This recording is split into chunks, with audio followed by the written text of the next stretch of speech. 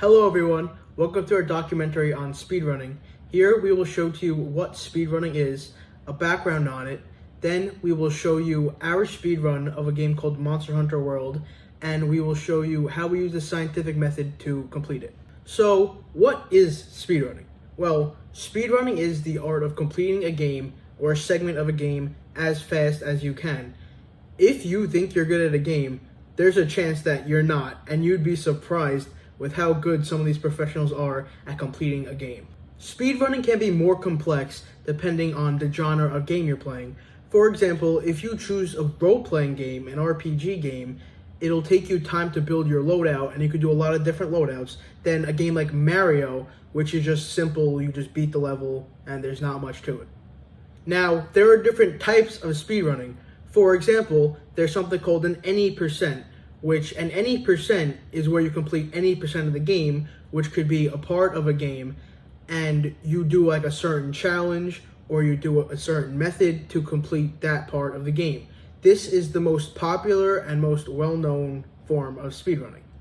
The next type of speedrunning is something called 100%, which as it sounds, you complete 100% of the game at hand. Not only do you have to complete 100% of the levels, you also have to collect all the collectibles. Take a game like Mario, for example. You have to complete all the levels in Mario as well as collect all their star coins. This is a popular method, but not as popular because of the time it takes to complete.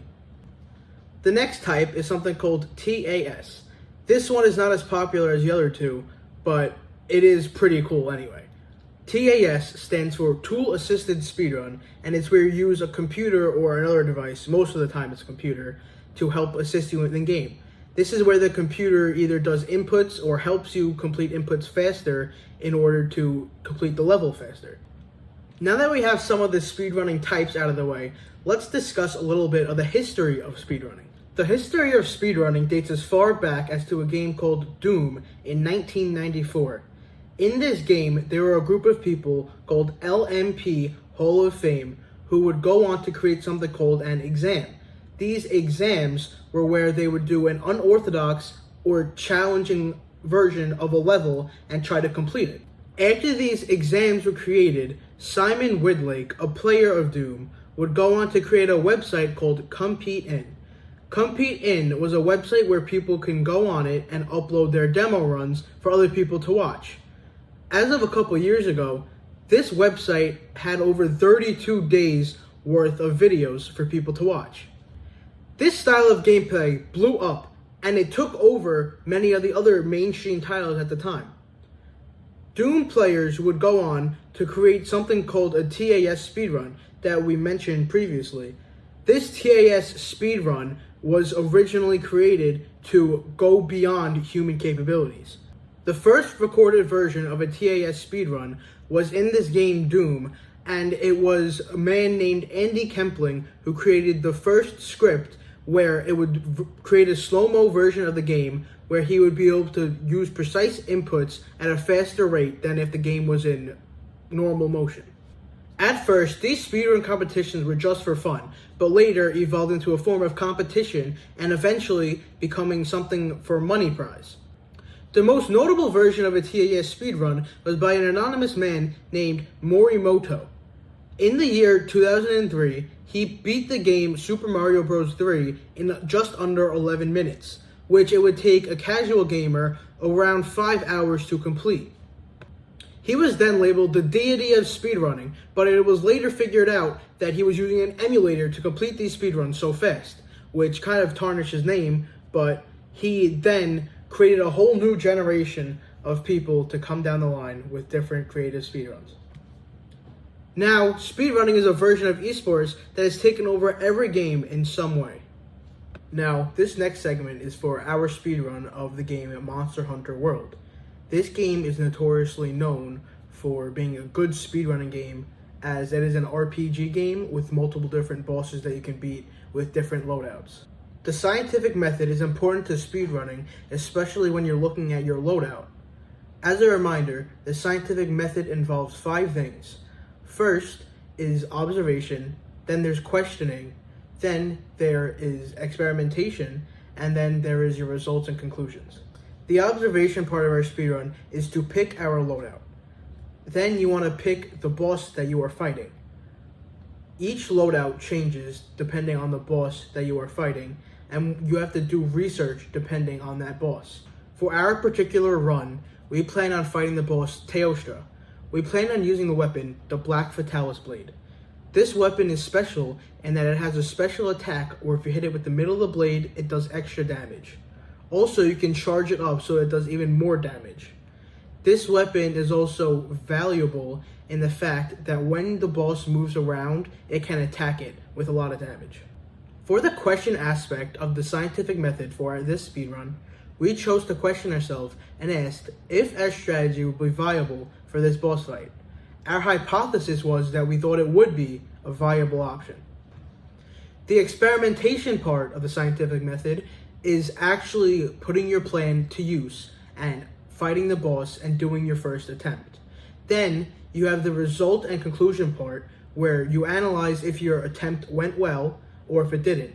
In our case, we didn't feel our first run went well, so we did multiple more until we did. Every time we failed and we wanted to do a new attempt, we would do the scientific method over again. After many attempts, this is our final run.